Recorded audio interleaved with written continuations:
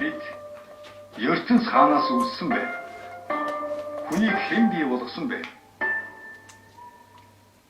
Амьдрал юунаас бий болов? Түм асуултыг шинжлэх ухаан талаас нь нээх гээд олон суут нээлтүүдийг хийгээд л байдаг, олоод л байдаг.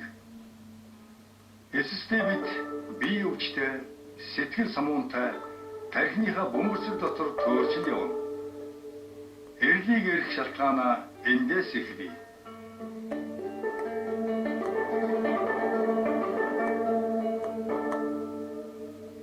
Физик математикийн үндсэн зорилго бол орчлонгийн оршихуйн түгээмэл хууль буюу орчлонгийн нууцыг таньж мэдэх явдал байдаг. Ган төмөр шиг сэтгэлийн минь сорон зөнгөр чи хаана байна? Ингээд шинжлэх ухааны 20 салбарт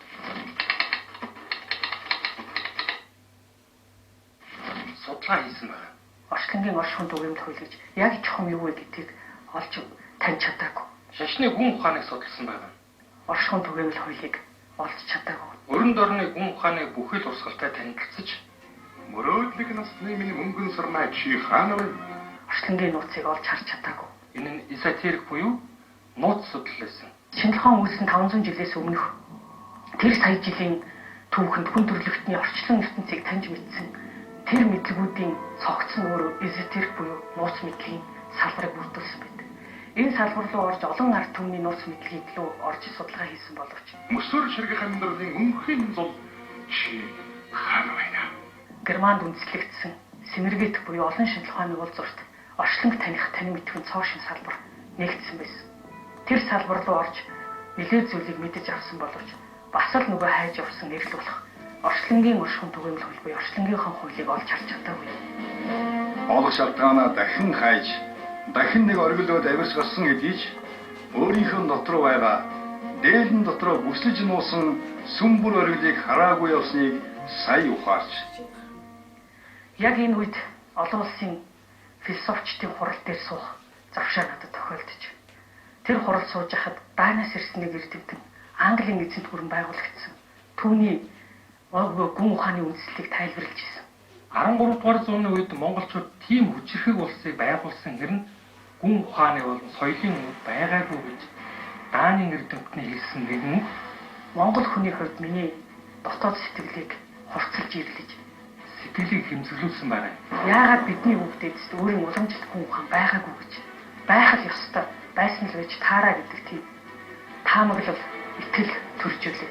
Тэр итгэл үнэмшил маань намайг хөтлсөөр би Монгол судлалын салбар руу орсон.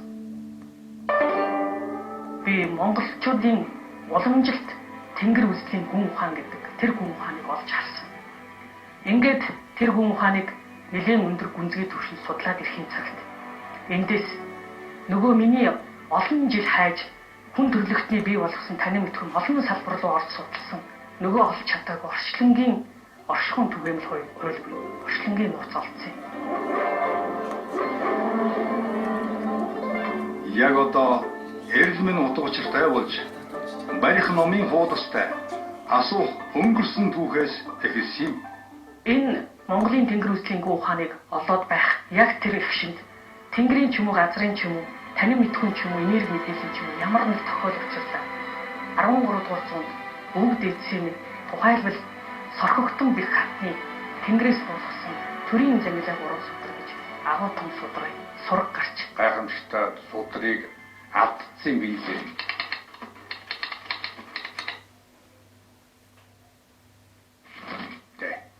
Өгөөдэй хатан турхаа.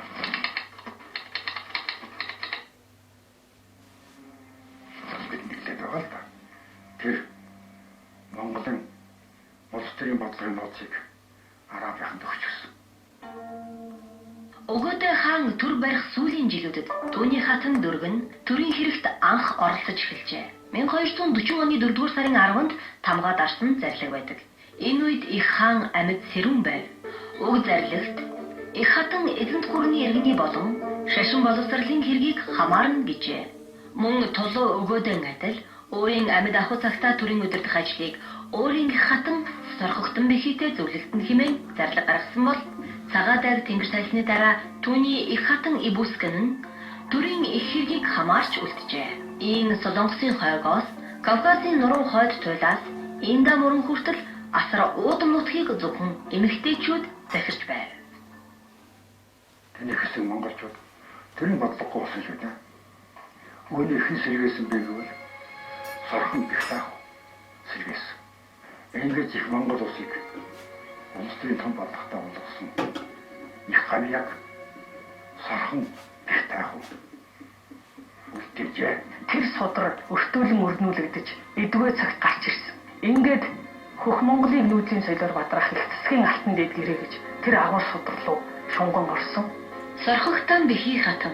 Сорхогтан нь Монголын эзэнт гүрний үеийн хамгийн чадварлаг эмэгтэй байсан бөгөөд их гүрний газар нутгийг өргөгдөхөөх түүний цаашдын оршин тогтнолд гүйцэтгсэн үүргээрээ тэрээр тухайн цаг үед амьдарч байсан хин хүнээс илүү хувь нэмэр оруулсан тул түүхийн тавцанд Чингис хааны дараа бичигдэх хүн юм а. Тэрээр их хуралдайг 27 жил тасралтгүй толгойсон байдаг.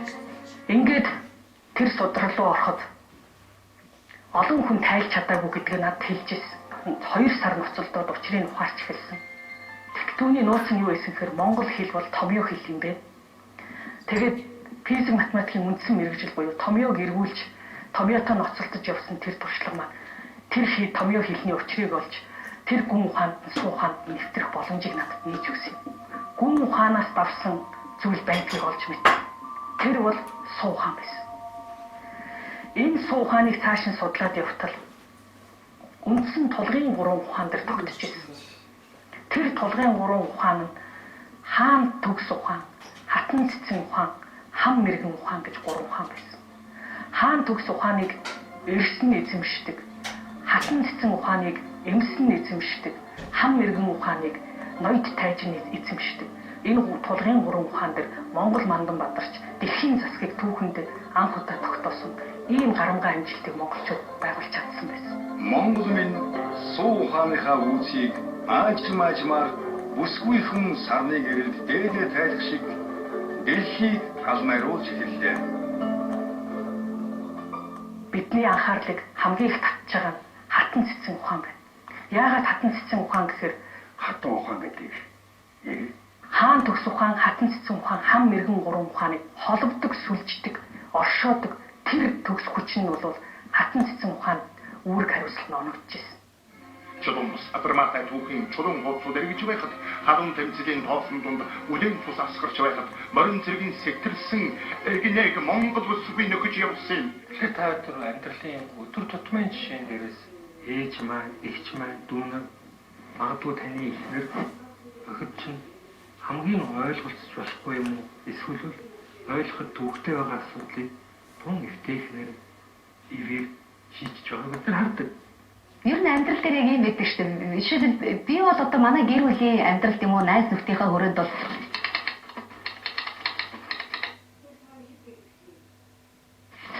бүх юм ингээд зохицуулчихсан гэж би их гүйдэг. Бүрхийн төсөв мөнгөөр ч гэсэн чамбаа сайн өрлөгөн дарлагангүй айдаахан зүг тодорхой аваад явж байгааг би зөндөө хардаг. Өөрөөсөө сайн сайхныг төрүүлэгч оршин амьдрах хөг төр гэдэг. Тэр төрийн 4 тэнгэр гэж байдаг. Оршихуун тэнгэр, сүлжхүүн тэнгэр, засхуун тэнгэр, устгахуун тэнгэр гэж. Тэгвэл эртний хатан ухаанд дээдэжүүд энэ оршихуун тэнгэр, сүлжхүүн тэнгэр хоёрын ажлыг хийж гүйцэтгэсэн байдаг. Ухаанд эрэгтэйчүүд бол онол сургаалыг гол болгосон.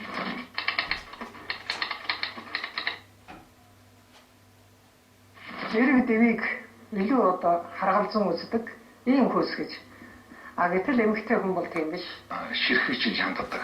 Ямиг маш нарын одоо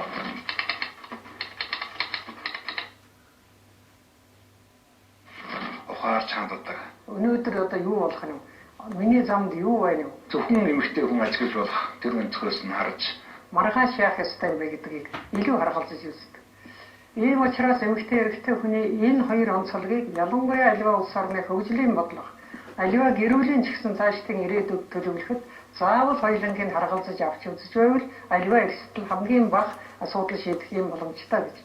Хүндтэй чадaltaй Монгол улсгийн хүчтэй авсан үеийн тогтс үлгэмэрний онгон зон дээр хүний хайрлаж тэрнийг төрүүлнэ. Нүүдэлчний соёл иргэншилд эмэгтэй хүний хэд доор үзсэн юм уу? Ийм одоо олон жил бол үлдээгүй. Жишээлбэл бид маш олон зүйл ярьж болно. Одоо олон ертөнц нөхрөөс өөр хүнд нүрээ харуулдаггүй ч гэдэг юм уу. Зүүн өмнөд Азад бэлд очиж байгаа, айлд одоо очиж байгаа бэр хүн асрыг инж өгдөг гэдэг юм уу. За Африкийн орнуудад бол архитек илэг эрхтэн зэрэмдэглэх гэдэг юм уу. Ийм хүнд хэцүү үеийг бол нүүдэлчний соёл иргэншил үлдээгээгүй. За энэ бол нүүдэлчний соёл иргэншил хаан ухаан хатан ухаан хоёрт хоёуланд нь асар их ач холбогдол өгсөн олон жилийн том одоо илрэл юм л да. Түүхийн янз бүрийн үеүүдэд хатан цэцэн ухаан улам боловсрч, улам төгөлдржиж, амьдралаас болон оршихугаас ухаарсан зүйлсээр улам баяжиж явсаар 13 дугаар зуунтад болгосон. 13 дугаар зуун гэдэг бол Монголын түүхэнд хатан болон хаан ухаантнууд хамгийн олноор төрсөн үе. Монгол ухаан сурагчнаар амь зуулгыг хороор эзэгэндэг, амжиргааг хоолоор эзэгэндэг, амьдралыг тархиар эзэгэндэг гэдэг. Тэгвэл монголчууд дэлхийд түвшин сайхныг тогтоохдоо амьдралыг орон зайг тархиар эзэгэж. Монголчууд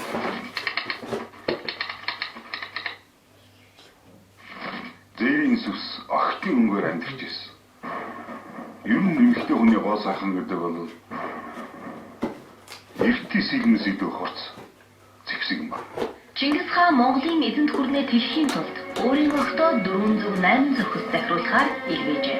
Онгод аймагт Алаага бихид, Уйгурт Алалтун, Харлаг аймагт охин Толгойгоо, ойрдод жижигхэн нарыг хатан болгож илгээж, улсынхаа хөлийг тодруулсан тэмдэглэж, дөрвөн талаас нь хамгаалан суужээ. Эцэг тэдний хорийн үеэр хууль зарлигийг улам чангатгаж, ихнэр хүн захирна гэдгийг тодорхой болгоод нэгэн онцгой үүрэг даалгавар өгсөн байна. Хазайхад түшиг минь, халтрахад тах минь, харихад хүлмэн болохоо гайр тоход минь мэд түгээр хэмээгээд цааш нь цаг ямагт альваад суралцж байх нь амжилттай сайн өдөртөгч болох гол түлхүүр болохыг онцлон тэмдэглэжээ. Энэхүү үйлдэл нь асар чухал стратегийн даалгавар байсан төдийгүй Алдат торгоны замыг эрхшээлдээ оруулсан бодлого байлаа. Ер нь одоо Монголын энэ нууц номдол дотор энэ гэрийн онол дотор ер нь Монголын гэр дотор баруун зүүн гэсэн айлгаа байна. Одоо энэ магны үйл хийж ямар ашиг бүгдээ гэдгийг ярихгүй байна. Агт зүүн баруун бол боломжтой таадаг. Эмэгтэй хүн бол уламжлалыг дамжуулдаг. Тийм баруун бол удамшлыг таа. Эрэгтэй хүн бол удамшлыг дамжуулдаг гэдэг ганцхан үг л байж байгаа. Инээс гадна энэ хоёр багныг дагаад 73 мэдвэл захгүй гэж дотор байгаа. Зүүн багны уламжлалыг илэрхийлдэг 73 мэдвэл захгүй бол энэ эмэгтэйчүүдийн манай даатан ухааны агуу хэлбэрэн болж явж байгаа шүү. Эмэгтэй хүний эзэмшил тохих 73 суу ухаан, улсаа өмөрөх жигүүлэхгүй 9 ухаан, улсаа өмөрөхгүй 9 хүсэл, улсаа өмөрөх 9 эрдэм, улсыг үүсгэж бэхжүүлэх 10 тэнгэр онол, улсын 10 түгээмэл, улсын ахуйн 10 түгээмэл, айлын 5 тусгаар тогтнол, үндэсний 5 тусгаар тогтнол, 5 тусгаар тогтнол эрдэнэ. Их Монгол улсын амь хэмээн хүчин зүйлс хамаарна. Эмэгтэй хүний удамшил зохиолын 25 эрдэм бий. Аяр хүний удамшил зохиолын 25 эрдэм гэж юм. Энэ эрдэмийг эзэмснээр эр хүн болдог, эмэгтэй хүн болдог гэж байна. Ийм эрэмийн дундаас төрсэн хүүхэд альва мэдээлэл сайн зүйлийг маш хурдан хүлээж авдаг, удам төрдгөө гэсэн байна. Эсвэл амьтны нэгэн адилаар ялгаагүй үр зөвзгнаас үрцгүй амьдрал үргэлжлэдэг гэсэн байна. Эндээс үзэхэд удмын утга учир юу юм бэ гэхээр үр хүүхэдтэй амьдрахад нь хэрэгтэй зөв мэдээллийн санг эцэг их хүн удамшуулж уламжлуулж өгтөл удмын утга учир байна шүү дээ. Эр юм эрэгтэнтэй болохоор эхнэр нөхөр болох юм байна гэж ойлгоод байгаа. Удмыг хараарай гэж эцэг эхийн захидаг үг цаана ийм том утгыг илэрхийлдэг. Тэгэхээр эцгээсээ удамшуулж авсан, эхээсээ уламжлуулж авсан тэр зөв мэдээллийн сан дээр үндэслэж хүүхэд зөв үйлдэлүүдийг хийдэг. Хэрвээ эцэг эхээс уламжлуулж авсан тэр мэдээллийн сан буруу мэдээлэлээр дүүрэн бол хүүхэд буруу үйлдэл хийдэг. Хүн эхээс өснөөсөө эхлээд төвөөс уцах хүч шиг холдон явсан атлаа эргээд өөрийгөө төрүүлсэн ээжтэй мөн чанар норшдгийн хүн холбоо гэдэг дэлхийд нэгдээгүй нууц болон хадгалагцаар. Жишээ нь одоо охин хүүхдийг нөхөд гартал нь байлын бэр болтол нь дэм үзүүлдэг. Хараатай. Дэм үзүүлгээд ирэх юм болохоор тэрний тэр дурлахгүй мэдрэмжинд нь өөрчлөлт ороод жоохон баг байгаасаа маяглаад идэх нууц энд байж шүү. Тэр одоо бэр болтлоо ямар нэгэн харьцаанд ордог. Тэр харьцаанд орохгүй цэврээр байж тэр айлын удмыг ариун залгаж өгдөг. Уламжлал зохистой 25 эрдэм ухааныг эзэмшиж энэ болсон хүн цаашаага хатан 73 ухааныг эзэмшиж хатан ухаантан болдог. Хаан хатан хоёр ухаантны тундаас төрсөн амьд байтгаадыг алтан ураг гэж нэрлэдэг. Галын ээлэнд алтан ургийг үйж, газрын заяанд аралт тооныг өргөж, бадамын цэцэг мэт сүйтгэж чамаар бавуугийн ганц хөөрийгөө эрс болгож байсан. Ирээдүйн сайн хүн болох тэр хүмүүсэн сав шим ертөнцийн хөдөлгөөн дундаас авч өөрийнхөө оюун санаанд хадгалаад тэнд боловсруулаад тэр уурах тархинд ихлээд сайн хүний тухай боловсруулж байж дараагаар нь тэр эмэгтэй хүний савнд суулгадаг байсан байх шүү. Ген ДНК-д шууд улсыг засах, төрийг засах мэдээлэл дотроосоо удамшиж уламжилж очиж. Түүний гаднаас нь хатан ухаантай ээжүүд тарих уюунд нь суулгаад өгтөл алтан ургийнхан бүгдээрээ улсыг засах, төрийг засах төвшөнд сэтгэл бодож үйлдэж хийж чадчихсан ийм агуу арт хүмүүс. Аваал ихнэрээ авгаа ихнэр гэрхийс нэрлэдэг. Дээрх 3 үгийг маш нарийн задлан судлах гаргасан байна.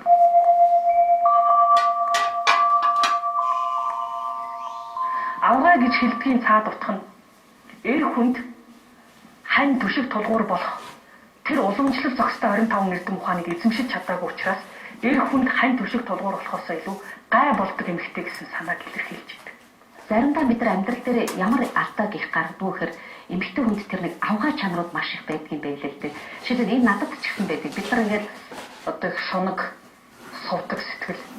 За тэгээд завхаа зайдаг, үрлэгэн, өнгөн дуртай. Орсон нь тэгч хөөх ёстой. Өөр байж сураагүй. Охин бүсгүүчүүдийн тухай сэтгэл үүдэж зовх юм маш их байна. Хүүхнүүдийг би муу хэлэхгүй. Тэ одоо ингээд өнөөдөр эмэгтэйчүүдийг ингээд харж байхад ингээд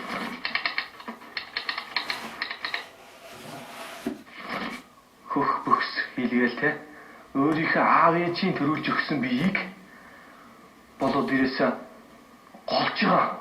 Өөр нүдэндээ давхраа махраа хийлгээд гологдох гэж тийм ээ өөрийгөө голох гэж арай дэндүү. Ирээгүй нь ойлгомжтой. Голж төрүүлээгүй нь ойлгомжтой.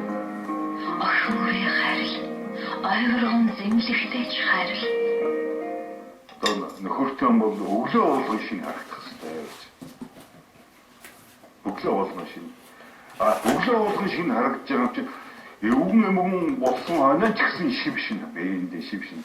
Энэс юу үүсч юм нөхөр хүндэтгэл. Одоо насан туршийн хүндэтгэл. За энэ хайр сэтгэлээрээ одоо айл орон болж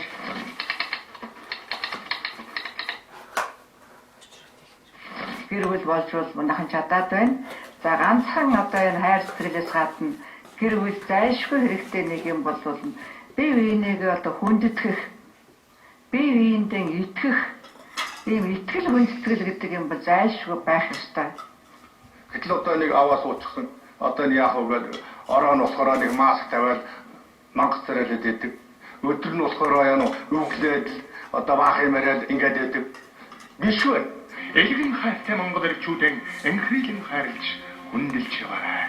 Гендерийн асуудал гэдэг хүүсээр ялгуурлах үзэгдэл эмэгтэйчүүдээс тухайлбал эмэгтэйчүүдийн араатан сэрхүүд дулдагдсан энэ авгаа чанар дээр суурилж бий болсон байдаг. Хүнд хоёр сэрхүү байдаг юм байна.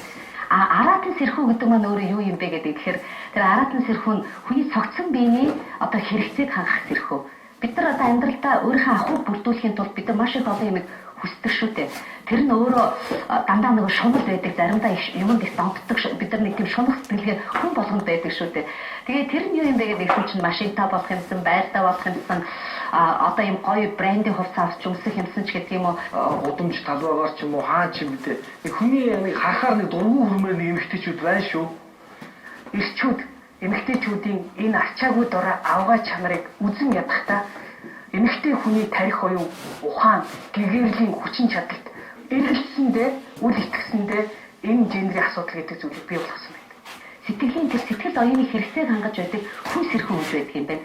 Энэ нь юу юм бэ гэдэг гэсэн чинь уучлах юмсан, хайрлах юмсан, тийм ээ, өрөвдөх юмсан, туслах юмсан, сайн сайхныг өгөх юмсан гэдэг нь өөрөө хүний хүн сэрхэн байдаг юм байна. Тэгэхээр өнөөгийн Монгол эмэгтэйчүүд бид нар би өндөр мэрэгжил боловсролтой, би гадаадад олон дээд сургууль төгссөн, би өндөр цалин авдаг, би өндөр албан тушаал эрхэлдэг гэж өөрийгөө биегээ ихэд тоохын оронд бид нар одоо энэ хоёр сэрхүүгээ зөв тэнцвэржүүлэх юм бол энэ өөрөө ухаан болдго юм байна гэдэг би Монгол суу ухааны би лекцэн сууж байхдаа ойлгож авсан. Ийм өндөр амжилтанд хувьдаа хүрсэн мөртөө эр нөхөр минь яагаад болохгүй байна?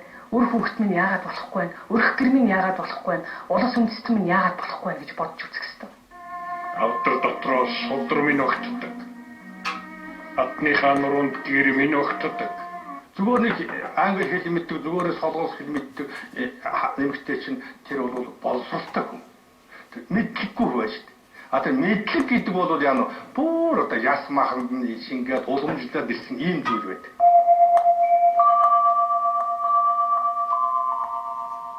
Харин эхнэр хүн бол энэ 25 нэгдэн ухааныг авгаа шиг доод түвшинд биш, гэргэн шиг дээд түвшинд биш юм ахад тэр дундад түвшинд эзэмснээр тухайн нэр хүнийг хүнд гай болохгүй ч гэсэн нөгөө талаараа төшиг болохгүй ч гэсэн нэг их шиг Өсгийн цагт хоол шиг үгийг, өвдгийн цагт эм шиг үгийг тэрийг угаагаад хоолыг хийгээд хүүхдийг насраад гэрийг бүлээцүүлээд байдаг. Өсгийн цагт тайг шиг үгийг Энэ чанараар нь одоо эхнэр гэж нэрлэдэг.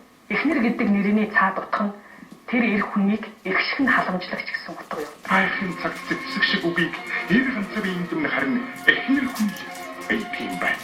Эмэгтэй хүн өглөө нар тусахаас өмнө босдог. Нар тусахаас өмнө босоод эхнэр нөхөртэй цайгаа аюулаад өгчих. Бурхан шүтээд тавьчих. Эхнэр хүн нар тусахаас өмнө босч тэр айлын хямрыг, тэр айлын зам мөрийг мөр гаргана гэж шүү дээ. Тэр сайн үйлсийг нь эхнэр нь авч явдаг. Энэ бол зөвхөн жирийн нэг айдаас эхлээд бүр одоо Монгол улсыг удирдах байгаа юм байдаг. Тэр хүртэл нь баримтлагчдаа зарчив. Монгол төрийн тэргүүний хэргийг тоочроо хоол хийх ёсгүй юм шүү дээ. Үндэ бол тэр их хүндэлтэй тэрийг өндөр албан тушаал байж байгаа эмэгтэй жинхэнэ Монгол төрийн хатан ухааныг өөртөө шингээсэн түүнийг яг амьдрал дээр хэрэгжүүлдэг хүн байх ёстой.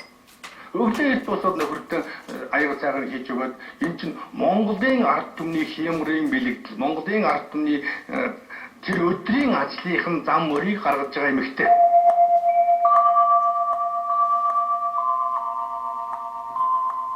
За гэргийн буюу гэрийг гээгүүлэгч гэдэг бол уламжлал зохистой 25 нэрдэн ухааны хамгийн дээд түвшинд эзэмсэн эмэгтэй байдаг учраас бодлого шийдвэр, ажил хөдөлмөр, эрдэм ухаан, авьяас бэлэг, арчаа ангиа бүх зүйлээрээ эр хүнтэй хосолж, эр хүнд амьдралд түшиг тулгуур болж чаддаг эмэгтэйг гэргээ буюу гэрийг гээгүүлэгч гэж нэрлэдэг.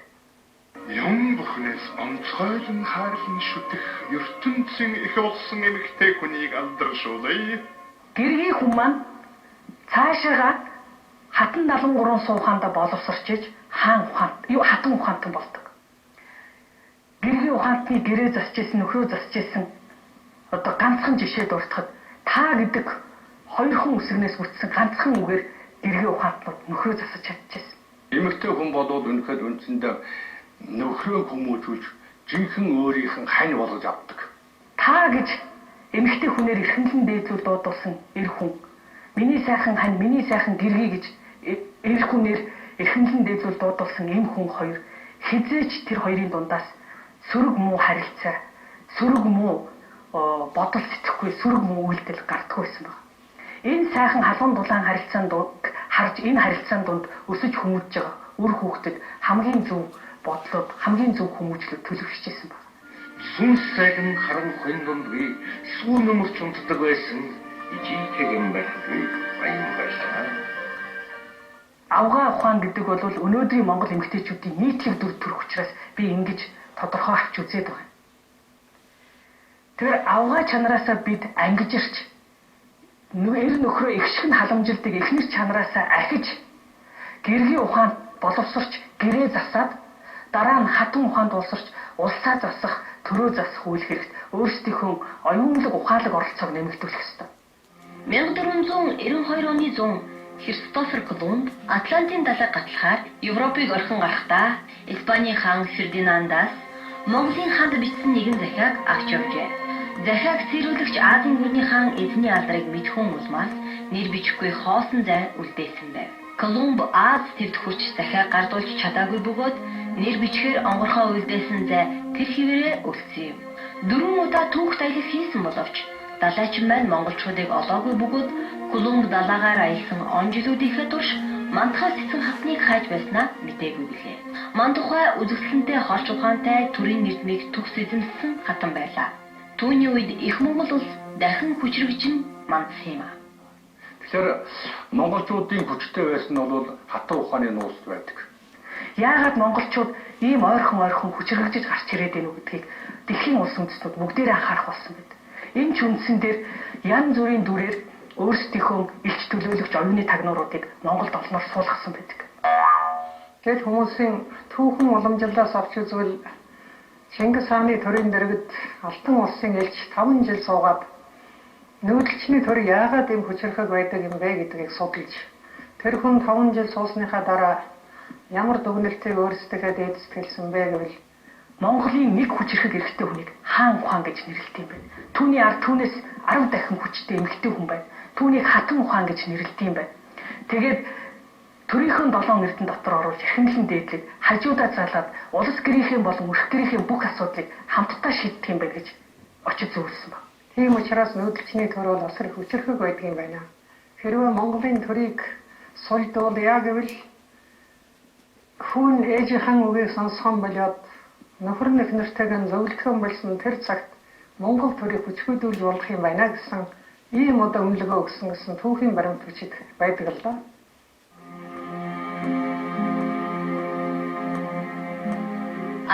Дугаар зууны үед Персийн төвчр Ашаа эдийн тэмдэглэн үлдээснээр монголчууд дэлхийн хамгийн нууцлаг түр засгийг захирч байв.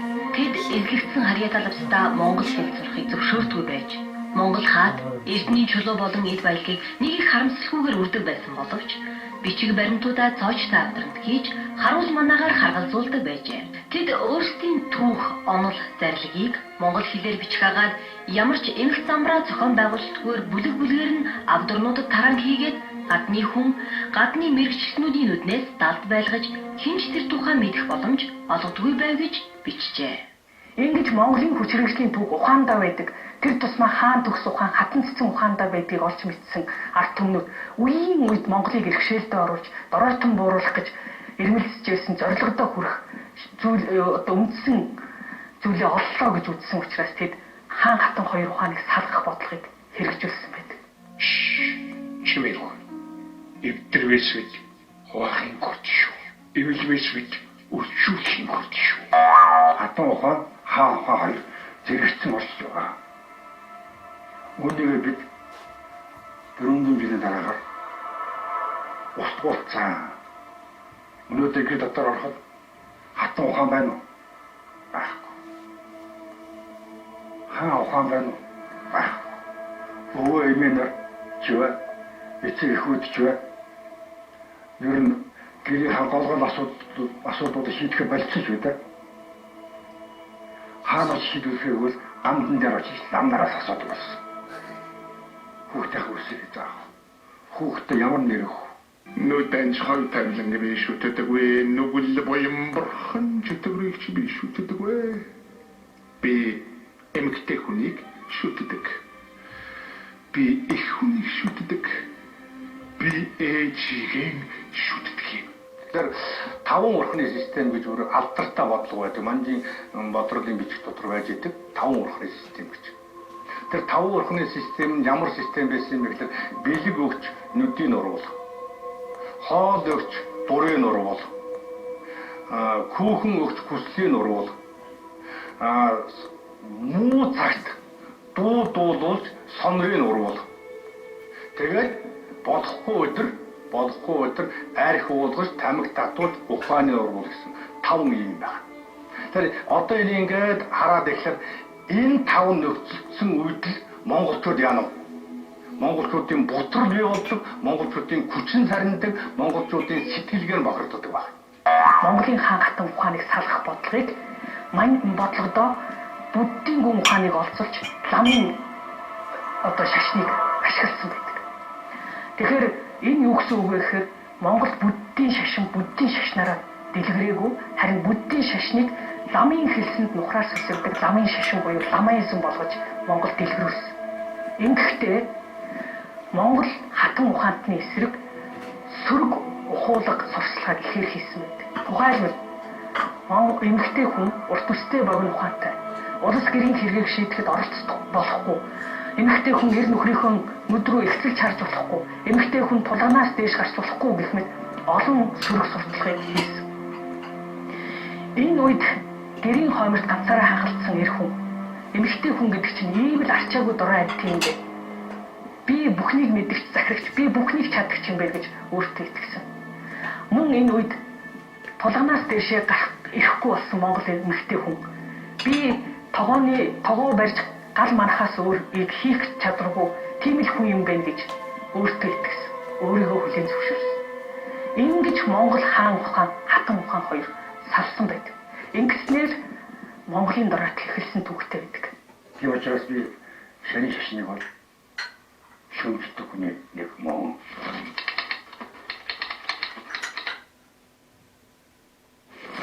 Шүмжлэхээс арга. Монгол их Чингис ухааныг монголчуудыг гэрээхэн амраа оруулахад шарын шашинч бай, ислам шашинч бай, католик шашинч бай бүгд саад хийж байгаа шүү. Монголчууд хизээч шашин шийддэг байсан. Би ээжигийн шүтдэг юм. Монголчууд онлын дээр чадахгүй даа учраас бие дагаад ажил асуудал шийдэх асар их чадвартай улс гэдэг нь ажигтээс мэдэгдэж байсан. Ингээд бид дэлхийн түүхэнд Монголынхаа эрс үрийг бадрахын тулд хамгийн түрүүнд их Чингис ухаандаа суралцах хэрэгтэй. Яагаад гэвэл их Чингис хаанаас суралцах шаардлага бидний тавилаа шүү гэдгийг 2008 онд Гонконгод болсон дэлхийн том улс төрчдийн уулзалтын дээр Америкийн ерөнхийлөгч асан Билл Клинтон хэлсэн шүү дээ.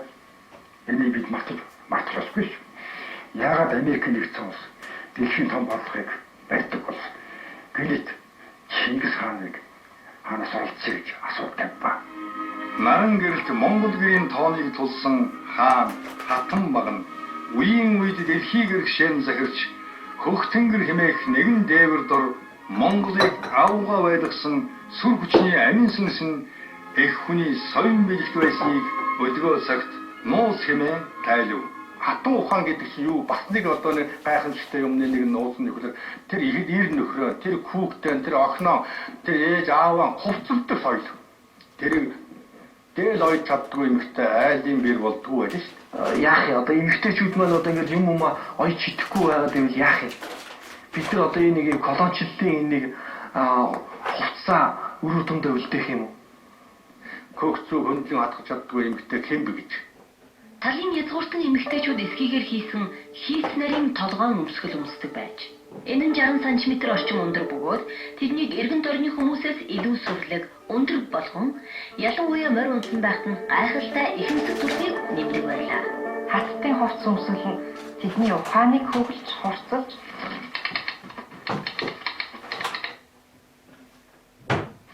нэмэгдүүлдэг байсан. Тэр малгай гэтэл бүгд нь бэлэгдэл. Тэгэхээр бортон малгайны дээшээ өндөр хэсэг нь яг зулай болон эрүүлэг дээр нь таардаг. Энэ нь тэнгэр болоод далд ертөнцтэй мэдээлэл солилцох чадварыг нэмэгдүүлдэг гэж үздэг. Бас малгайны хорой дээр нь янз бүрийн шууны үд хатандаг байсан уламжлалтай. Тэр үд нь мэдээллийг татдаг гэж тайлсан байна. Монгол хатад нь хар бор ажил хийгээд байдаггүй. Ихэвчлэн ухаан шаардсан ажил хийдэг байсан.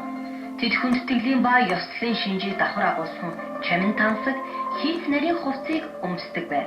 Монгол хаттын хувцс нь бүс хэрэгэлдэггүй байсан учраас ихэвчлэн цээжний хөндий, хэвлийн хөндийн заагт буюу бүсэлхийн хэсэгт хоёр гараа ганцын дотроо зөрүүлэн элгэндээ авах замаар хэвлийн хөндийн агаарын урсгалыг тэнцвэржүүлж түүнийг мөрлөг шахаж өгснөөр цээж мөрөн дэвхэж хувцс өмссөн тухайн хүнийг маш ихэмсэг харагдуулдаг байна. Тэгэл ихтэл бүгдээрээ бэлэгдэлтэй. Монголчууд дээлнийхээ зүүн мөрөө даван орж ирсэн зах хэсгээ мөнх тэнгэрийн суу зал гэж үздэг ба баруун мөрөө давсан зах хэсгийг мөнх тэнгэрийн суу ухаан хэмээн үзэж энэ хоёр зах нь тухайн хүний аюулхай дээр зурж мөн чанарыг нь хамгаалдаг хэмээн бэлэгдэн үздэг. Монгол хатан хүн гэдэг бол дотроос нь арсныхын цаанаас гэрэлтсэн ягаан өнгөнөөс мөрөн дээр нь гацрынхын ягаан туяад тусч идэг тийм л сайхан гэгэн царайтай мөрийн харааг бол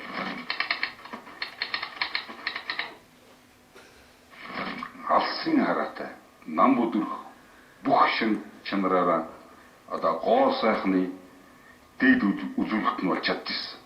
Тэр манай энэ охтууд, манай энэ эмэгтэйчүүд бол тэр язгуур хатан ухаанаа одоо суралцаач энэ ухаанд. Түүнийг өөрийнхөө бие бэлтэрт одоо нэвчүүлээч. Нэгдүгээрт улс гэрээхийн дотоод хэргийн эзэн байдаг. Хоёрдугаарт улс гэрээхийн төсвийг бүрдүүлэгч, төсвийг захиран зарцуулагч байдаг. Чиний дэргэд сууж байгаа ямар нэгэн харийн хүн чиний хажуу суухтаа баярлж явах ёстой шүү. Тийм их эрчим хүчийг яадаг монголчууд өвччихье. Гуравдугаарт улс гэрээхийн соён гэгэрүүлэгч байдаг. Дөрөвдүгээрт энэ гурван үүргийг нэгтгсэн бөөч үүрэг буюу тусгаар тогтмолч үүрэг байдаг. Түүнийг нь мэдээд Чингис хаан Сорховдон бэх хатнаар цэцтийн зөвлөлийн дарга хийлгээд тэрний үгийг харж сонсч бусад одоо хүмүүс нь яасан шийдвэр гаргадаг байсан байж тээ. Бөө гэхээр зэрэг өнөөдрийн хэц сэнгэрэг дэлдэж бидээ онгод сахиус буулгадаг хүнийг бүү сэтгэрээ. Бөө гэдэг бол тэд орчлонгийн болон амьдралын бөө амийн чанарыг бүхлээр нь өртөөлөн өрнүүлж бүхлээр нь засаж чаддаг амьдралын суу тодууд байсан. Өөрөөр хэлбэл тарих